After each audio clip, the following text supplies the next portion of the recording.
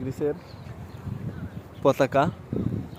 আর এখান দিয়ে বের হতে হয়, যারা কার্ড পেয়ে যায় মানে কাজ করার কার্ড, তারা এখান দিয়ে বের হয়।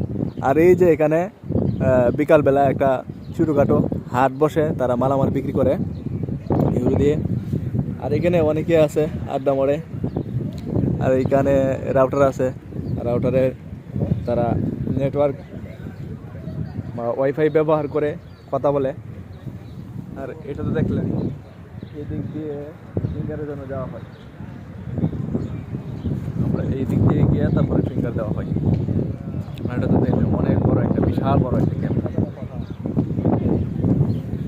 তো অনেকেই আছে ফিঙ্গার হয়েছে, আবার কেউ আছে ফিঙ্গার হয়নি। তো তারা ফিঙ্গারের জন্য ওয়েট করতেছে। আর ওইটা হইলো ওই দিকটা আর একটা পাশ ক্যাম্পের। তো ওইদিকে দেখি যাওয়া যায় কিনা।